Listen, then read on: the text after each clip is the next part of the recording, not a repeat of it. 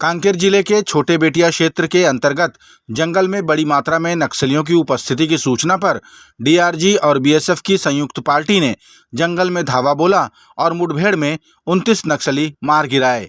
DRG और BSF को हाथ लगी इस सफलता के लिए केंद्रीय गृह मंत्री ने भी बधाई दी।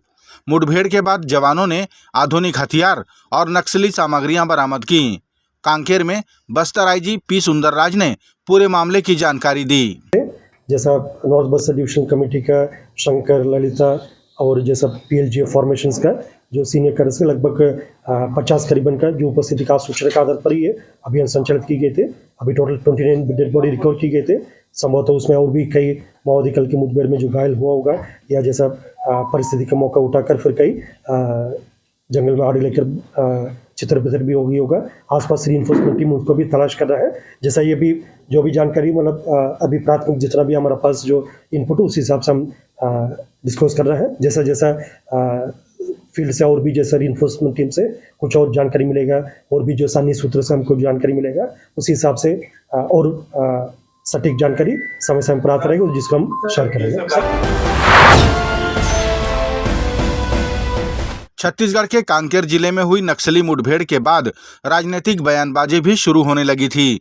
पूर्व मुख्यमंत्री भूपेश बघेल ने अंदेशा जताया कि पूर्व की तरह ये मुठभेड़ भी फर्जी हो सकती है, जिसे लेकर छत्तीसगढ़ के गृह मंत्री विजय शर्मा ने कहा कि जिन घायलों से मैं मिलकर आया क्या वो फर्जी हैं? 29 नक्सलियों के शव बरामद हुए, क्या वे भी फर्जी हैं? गृह मंत्री ने कहा कि पूर्व मुख्यमंत्री द्वारा इस तरह के बयान दुर्भाग्यजनक हैं। भूपेश बघेल जी कह रहे हैं कि एनकाउंटर फर्जी है, तो मैं क्या उन दो जवानों से मिलकर मैं आया हूं जिनको गोली लगी है, क्या वो फर्जी है? मैं ये कहना चाहता हूं कि ये वर्दीधारी सारे के सारे 29 के 29 वर्दीधारी थे। क्या ये गलत है? उनके पास से SLR, इंसास, AK-47, 303 राइफल्स ये सब मिले हैं, तो क्या ये गलत है? इस तरह का भ्रम फैलाने की कोशिश पूरे समाज में ये बहुत गलत है। आपने अपने कार्यकाल में 250 सड़कें बनाने के लिए कभी ध्यान नहीं दिया, 90 से अधिक पुल पुलिया बनाने के लिए ध्यान नहीं दिया, कभी ऑपरेशंस के लिए ध्यान नहीं दिया। और जब भाजपा के कार्यकर्ताओं की हत्या होती रही, अन्य लोगों की हत्या होती रही, तो घड़ियाली आंसू बहाते रहे आप। आज आप इस तरह की बात कर रहे हैं, ये बहुत दुर्भाग्यजनक है। ये बिल्कुल ऐसे नहीं होना चाहिए, ये बहुत गलत है। और हर बार अब इस बात को सख्ती के साथ ही किया जाएगा। जब हत्याएं होती हैं तब कहाँ होते हैं ये लोग? तब क्यों नहीं बात करते हैं? आज फिर से इस तरीके की बात कर रहे हैं। मैं अगर जाऊंगा तो फिर बात दूर तक जाएगी। क्या क्या उनके परिवार में लोगों ने कहा है ये सब दुनिया जानती है। ये दुर्भाग्यजनक है, बहुत दुखद है। वो प्रदेश के मुख्यमंत्री रहे हैं, उनको कम से कम ऐसे नहीं कहना चाहिए। और जिस तरीके से राहुल गांधी जी ने पहले यहीं बिलासपुर में कहा था झीरम के संदर्भ में, जिस तरीके से भूपेश बघेल जी ने कहा कि झीरम के सबूत तो मेरे जेब में रखे हैं, तो आज तक जेब ही में रखे हैं, वो निकालते क्यों नहीं हैं? बहरहाल अगले दिन पूर्व मुख्यमंत्री भूपेश बघेल ने भी जवानों के साहस की तारीफ की और इतनी बड़ी सफलता के लिए उन्हें बधाई भी दी। बड़ी सफलता मिली है हमारे नौजवानों को, मैं उन्हें बधाई देता हूँ, शुभकामना देता हूँ। 29 नक्सली मारे गए, ये बड़ी घटना है। अभी तक होता ये था कि हमारे जवान राहत होते रहे, लेकिन हमारे शासनकाल में हुआ ये है कि नक्सली के मान में घुस कर उससे सीधी लड़ाई होती रही है। हमारे जवान भी शहीद हुए, तो उससे अधिक कहीं नक्सलियों को नुकसान हुआ। और ये लगातार 5 साल में हम नक्सलियों को बहुत पीछे धकेल देते हैं हमारी नीति के मुताबिक से। अभी जो घटना घटी है निश्चित रूप में इसमें हमारे जवानों को बड़ी सफलता मिली है। पुनः बधाई देता हूं। रामनवमी के अवसर पर राजधानी रायपुर में माता के भक्तों ने जंवारा विसर्जन की शोभा यात्रा निकाली। ये जंवारा यात्रा रायपुर के विभिन्न क्षेत्रों से निकलकर कंकाली मंदिर में समाप्त हुई। यहाँ भक्तों ने जंवारा विसर्जन कर मां कंकाली के दर्शन किए। भक्ति गीतों की धुन पर सांग लिए भक्त और जंवारा सिर पे उठाई महिलाएं और युवतियां लंबी लंबी कतारों में सड़कों से गुजरे। इस मौके पर रामनगर, मंगड़ापारा, रामसागरपारा और नहरपारा समेत अन्य स्थानों से जंवारा विसर्जन दल कंकाली पारा पहुंचे। डीआरजी और बीएसएफ के जवानों और नक्सलियों के साथ हुई मुठभेड़ को पूर्व मुख्यमंत्री ने फर्जी कहा, तो उसका जवाब देते हुए मुख्यमंत्री विष्णुदेव साय ने कहा कि हर मामले में इन्हें प्रश्न चिन्ह खड़ा नहीं करना चाहिए। अगर वे इस मुठभेड़ को फर्जी बता रहे हैं तो उसे प्रमाणित करें। देखिए, हर चीज़ में इनको प्रश्न चिन्ह खड़ा नहीं करना चाहिए। सर्जिकल स्ट्राइक, एयर स्ट्राइक को भी उन्होंने मतलब काल्पनिक कहा, और ये तो उनके यहाँ की बात है, छत्तीसगढ़ की बात है। अगर यहीं कहीं यहाँ किसी भी तरह से अगर ये फर्जी है तो उसको प्रमाणित करें। इंडिया गठबंधन ने गाजियाबाद में संयुक्त प्रेस कॉन्फ्रेंस की, जिसमें कांग्रेस और समाजवादी पार्टी के नेता शामिल हुए।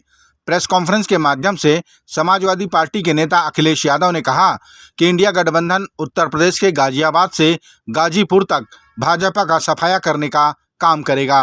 अखिलेश ने यह भी कहा कि भारतीय जनता पार्टी सभी भ्रष्टाचारियों का गोदाम बन चुकी है।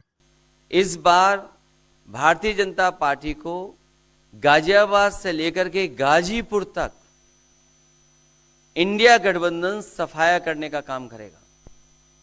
आज किसान दुखी है। तमाम जो वादे किए थे, भारतीय जनता पार्टी की हर बात झूठी निकली। उनके वादे झूठे। न किसान की आय दोगुनी हुई, न नौजवान को नौकरी रोजगार मिला, और जो सपने दिखाए थे विकास के, वो भी अधूरे हैं। जो इनका नैतिकता का बुलबुला था वो भी टूट गया। इलेक्टोरल बॉन्ड ने इनका बैंड बजा दिया। भारतीय जनता पार्टी सभी भ्रष्टाचारियों का गोदाम बन गई। कांग्रेस के नेता राहुल गांधी ने कहा कि उत्तर प्रदेश में इंडिया गठबंधन बड़ा पावरफुल गठबंधन है। उन्होंने कहा कि पहले मुझे लग रहा था कि भाजपा को 180 सीटें मिलेंगी, लेकिन फीडबैक के आधार पर मैं कह सकता हूं कि भाजपा 150 सीटों पर सिमट जाएगी। सीट्स का प्रेडिक्शन तो नहीं करता हूं, जनरल बात कह सकता हूं कि बीजेपी को मुझे लग रहा था 15-20 दिन पहले कि 180 तक जाएंगे। अब मुझे लग रहा है 150 तक जाएंगे। हर स्टेट में हमें रिपोर्ट मिल रही है कि हमारा चुनाव इंप्रूव कर रहा है और अंडर करंट है। जहां तक गठबंधन की बात है, यूपी गठबंधन की बात है, बड़ा पावरफुल गठबंधन है और बहुत अच्छा परफॉर्मेंस होगा हमारा उत्तर प्रदेश में।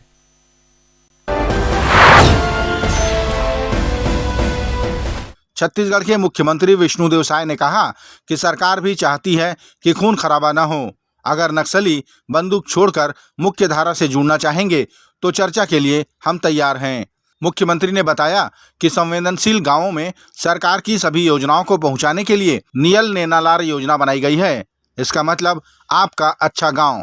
इसके माध्यम से दूरस्थ और संवेदनशील गांवों तक सरकार की प्रत्येक योजनाओं का क्रियान्वयन किया जाएगा। कि सरकार यह चाहती है कि खून खराबा नहीं हो, वो लोग वार्ता के लिए तैयार हों और विकास की मुख्य धारा से जुड़ जाएं और हिंसा का रास्ता छोड़ें, ये सरकार भी चाहती है। और काहे कि वो जो गोली का रास्ता अपना ही से कोई भी समस्या का समाधान नहीं है। मैं पुनः एक बार फिर से सीमा सुरक्षा बल और डीआरजी के सभी जवानों को उनके साहस के लिए नमन करता हूं और उनको मैं बधाई भी देता हूं। छत्तीसगढ़ में प्रथम चरण का मतदान 19 अप्रैल को है। इसके अंतर्गत बस्तर संभाग में वोटिंग होनी है। छत्तीसगढ़ निर्वाचन आयोग ने पहले चरण के मतदान को लेकर अपनी तैयारियां पूर्ण कर ली हैं और आज मतदान दलों को हेलीकॉप्टर के माध्यम से बस्तर के बीजापुर, सुकमा, कोंडागांव, दंतेवाड़ा और नारायणपुर के लिए रवाना किया। इस दौरान 100 मतदान दल भेजे गए। बता दें कि मतदान के बाद मतगणना की तिथि 4 जून है।